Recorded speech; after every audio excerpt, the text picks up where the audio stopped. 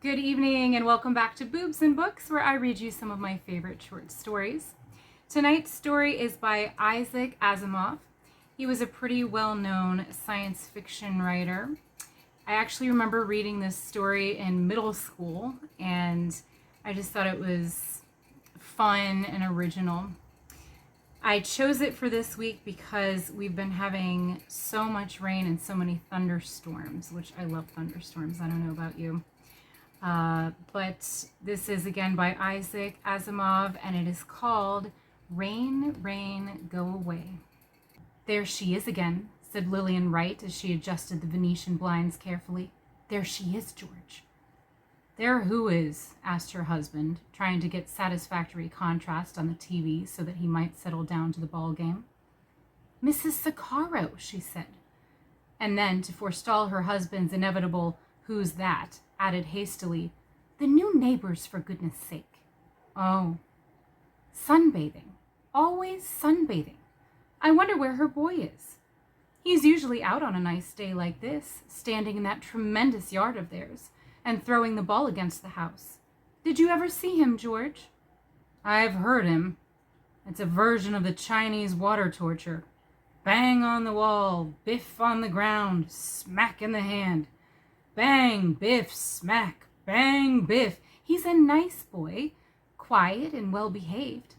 I wish Tommy would make friends with him. He's the right age, too, just about 10, I should say. I didn't know Tommy was backward about making friends. Well, it's hard with the Sicaros. They keep so to themselves. I don't even know what Mr. Sicaro does. Why should you? It's not really anyone's business what he does. It's odd that I never see him go to work. No one ever sees me go to work. You stay home and write. What does he do?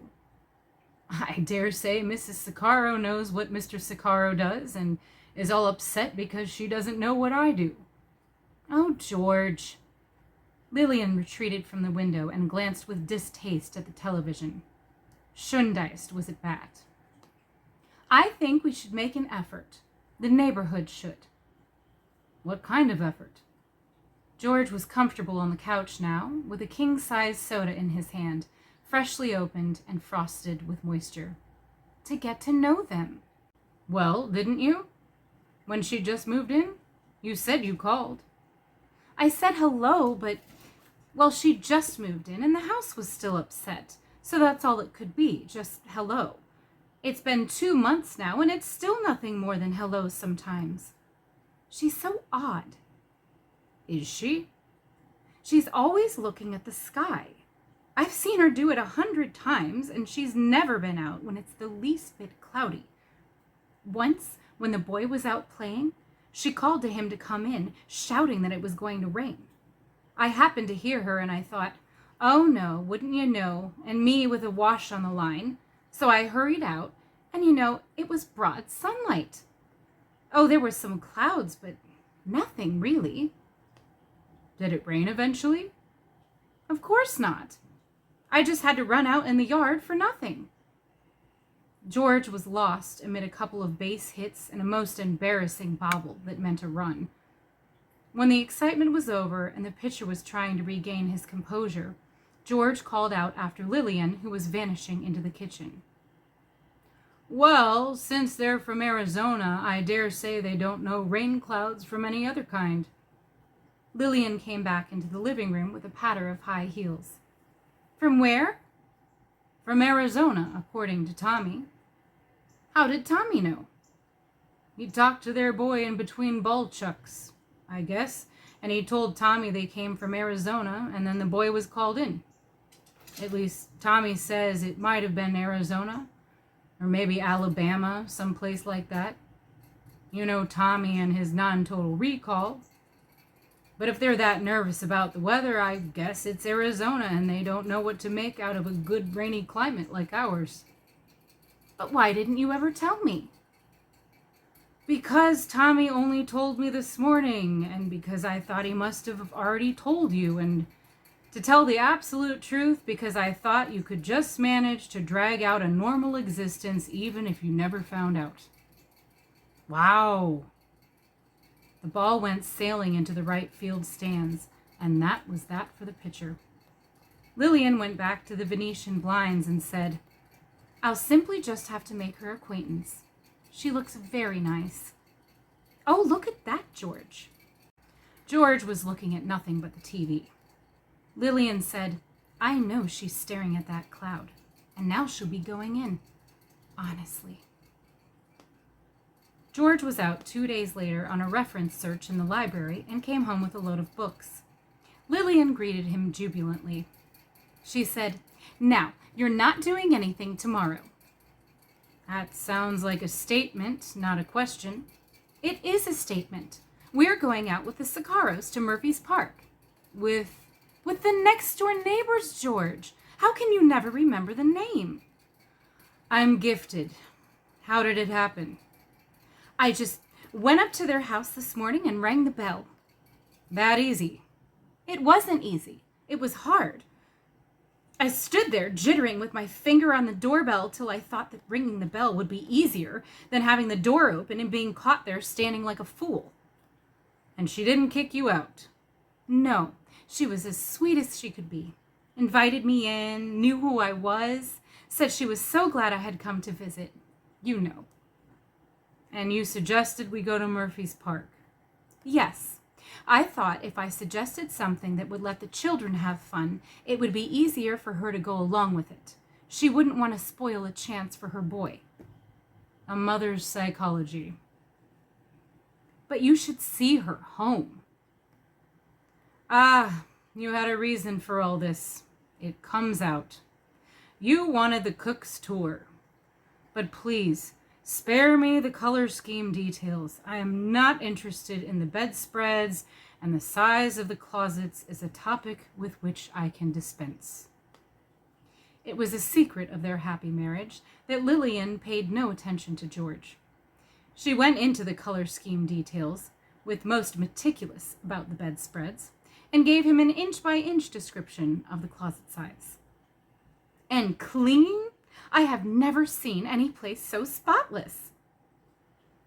"If you get to know her, then, she'll be setting you impossible standards, and you'll have to drop her in self-defense." "Her kitchen," said Lillian, ignoring him, "was so spanking clean, you just couldn't believe she ever used it. I asked for a drink of water, and she held the glass underneath the tap and poured slowly so that not one drop fell in the sink itself. It wasn't affectation. She did it so casually that I just knew she always did it that way. And when she gave me the glass, she held it with a clean napkin. Just hospital sanitary." "She must have been a lot of trouble to herself. Did she agree to come with us right off?"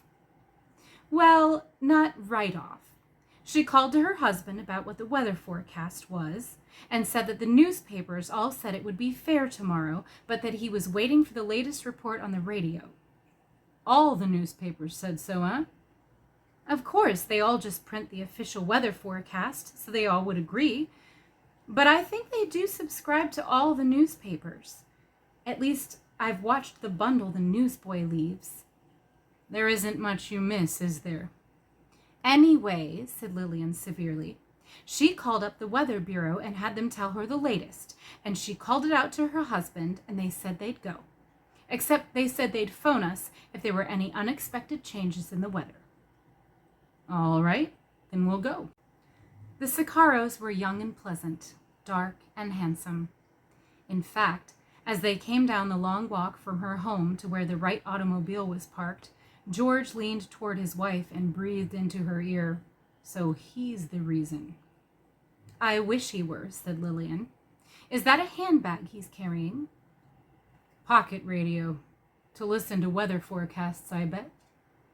The Sicaro boy came running after them, waving something which turned out to be an aneroid barometer, and all three got into the back seat. Conversation was turned on and lasted with neat give and take on impersonal subjects to Murphy's Park. The Sicaro boy was so polite and reasonable that even Tommy Wright, wedged between his parents in the front seat, was subdued by example into a semblance of civilization. Lillian couldn't recall when she had spent so serenely pleasant a drive. She was not the least disturbed by the fact that, barely to be heard under the flow of the conversation, Mr. Siccaro's small radio was on, and she never actually saw him put it occasionally to his ear. It was a beautiful day at Murphy's Park, hot and dry without being too hot, and with a cheerfully bright sun in a blue, blue sky. Even Mr. Siccaro, though he inspected every quarter of the heavens with a careful eye, and then stared piercingly at the barometer, seemed to have no fault to find.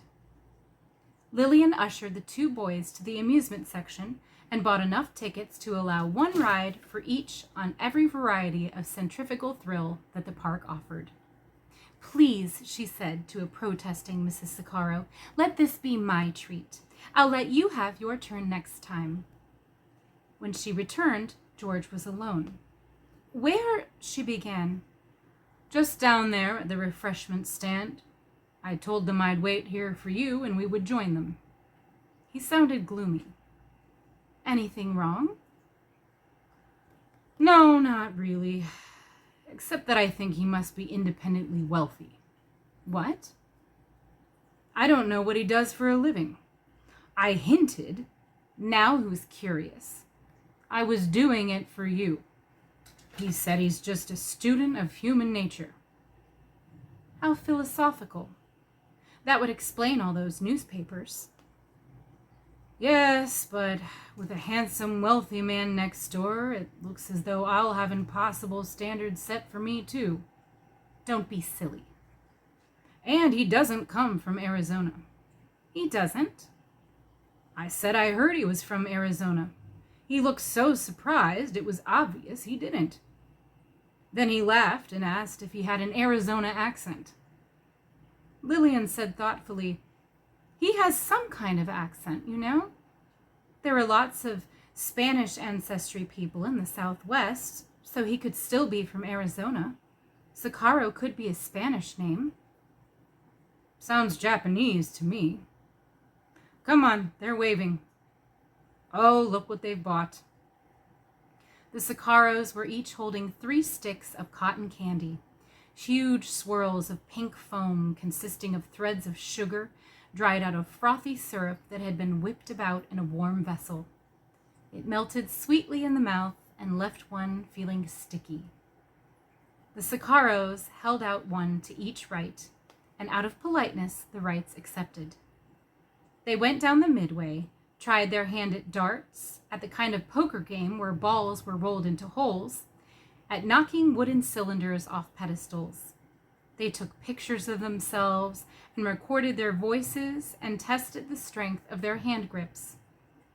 Eventually, they collected the youngsters, who had been reduced to a satisfactorily breathless state of roiled-up insides, and the Siccaros ushered theirs off instantly to the refreshment stand. Tommy hinted the extent of his pleasure at a possible purchase of a hot dog, and George tossed him a quarter. He ran off too. "Frankly," said George, "I prefer to stay here. If I see them biting away at another cotton candy stick, I'll turn green and sicken on the spot. If they haven't had a dozen apiece, I'll eat a dozen myself." "I know, and they're buying a handful for the child now."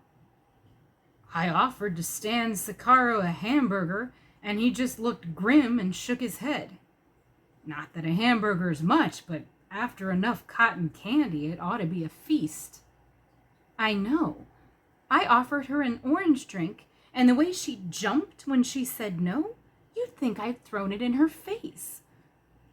"Still, I suppose they've never been to a place like this before, and they'll need time to adjust to the novelty.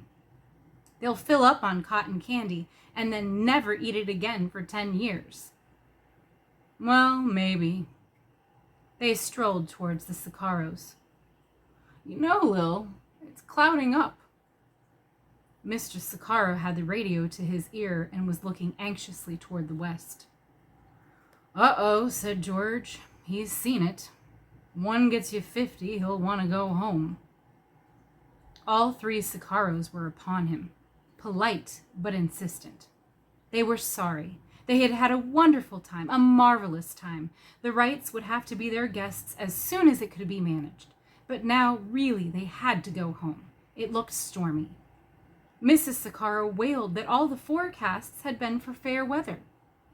George tried to console them. It's hard to predict a local thunderstorm, but even if it were to come, and it mightn't, it wouldn't last more than half an hour on the outside.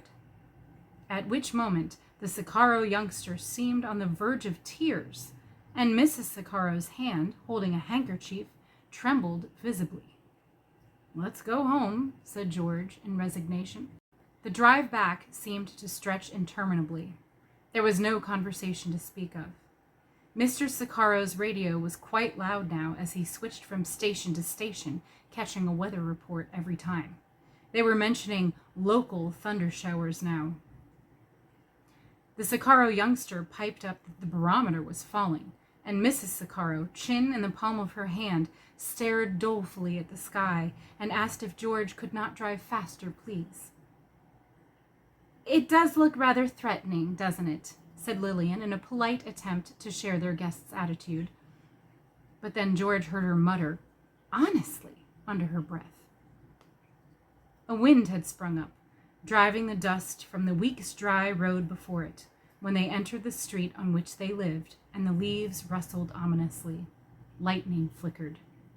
George said, "You'll be indoors in 2 minutes, friends. We'll make it." He pulled up at the gate that opened onto the Sakaro's spacious front yard and got out of the car to open the back door. He thought he felt a drop. They were just in time. The Sakaros tumbled out, faces drawn with tension, muttering thanks, and started off toward their long front walk at a dead run. "Honestly," began Lillian, "you would think they were—" The heavens opened, and the rain came down in giant drops, as though some celestial dam had suddenly burst. The top of their car was pounded with 100 drumsticks, and halfway to their front door, the Sakaros stopped and looked despairingly upward. Their faces blurred as the rain hit, blurred and shrank and ran together. All three shriveled, collapsing within their clothes, which sank down into 3 sticky wet heaps.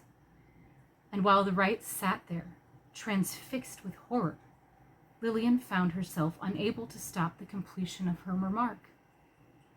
"Made of sugar, and afraid they would melt." The end. So, tell me what you thought of that story. Did you see the end coming before it came, or no? I did not see it coming in middle school. I don't know if I would have seen it coming now if I'd read it for the first time, but I think it's a fun little story, so let me know what you think. Have a wonderful night. Thanks so much for listening, and hopefully see you next time.